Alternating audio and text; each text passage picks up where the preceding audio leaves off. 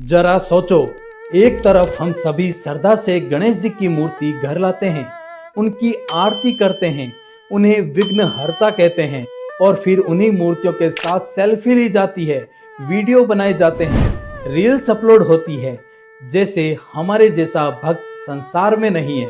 और कुछ दिन बाद वही मूर्तियां सड़कों पर, नालों पर और कचरे के ढेर पर मिलती है।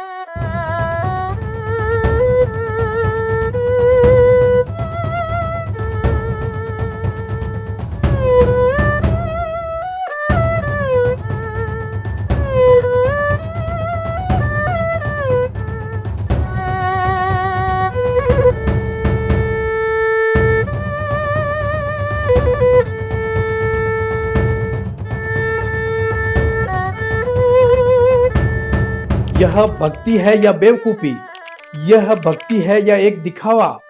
भगवान को उठाकर फेंकने वाली सोच ही असली नकली भक्ति का चेहरा है और आज हम इसी सच्चाई को सामने रखेंगे।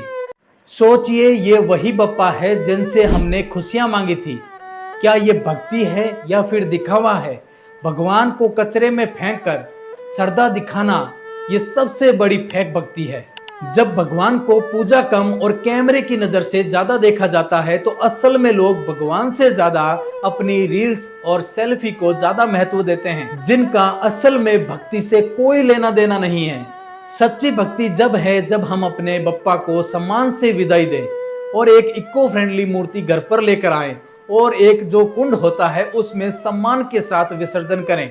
मिट्टी से बने गणेश जी लेकर आएं और अपने घर का जो गमला होता है उस गमले की मिट्टी में मिला दें और उसमें एक पौधा लगा दें। सोचिए, अगर बप्पा से जुड़कर एक पौधा हरा भरा हो जाता है तो ये कोई पूजा से कम है क्या? दोस्तों, लोग कहते हैं ये ताबीज ले लो, ये चढ़ावा चढ़ा दो, नहीं तो भगवान आपसे नाराज हो जाएगा। दोस्तों, भगवान डराने के लिए नहीं होता। ये तो असल में वो लोग हैं जो भगवान के नाम से आपको डरा कर अपना पेट पालते हैं, इसलिए वो आपको भगवान के नाम से डराते हैं। यही असली में फेक भक्ति है, क्योंकि असली जो भक्ति होती है उसके अंदर डर नहीं होता, सच्चा प्रेम होता है और आस्था होती है। और कुछ लोग भक्ति के नाम पर बहुत ज्यादा शो ऑफ करते हैं, बहुत ज्यादा सजावट करते हैं, बहुत ज्यादा खर्चा करते हैं और उसके बाद डीजे बुलवाते हैं और उसके बाद में अश्लीलता भरा डांस करते हैं। तो ये दोस्तों भक्ति नहीं है, ये दिखावा है। भक्ति वो है जहाँ पर इंसानियत हो, सेवा हो और सादगी हो। लेकिन जहां पर भक्ति के नाम पर नशा हो, पैसों की लूट हो, दिखावा हो, वो भक्ति नहीं, एक ढोंग है। और याद रखिए दोस्तों, भगवान ढोंग से नहीं, आपके सच्चे दिल से खुश होंगे। इसके बारे में प्रेमानंद जी महाराज ने भी क्या कहा है, आप सुन लीजिए।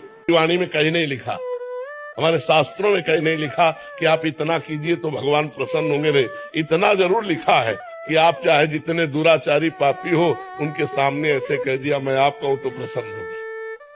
पत्रम पुष्पम फलम तोयम ये में भक्ता, एक चुल्लू जल दे दिया, एक तुलसी दल दे दिया, एक फूल दे दिया, एक फल दे दिया, उतने में प्रसन्न। सवरी के बेर में प्रसन्न, सुदामा के तंदुल में प्रसन्न हो गए, विदुरानी के केले के छिलके में प्रसन्न हो गए।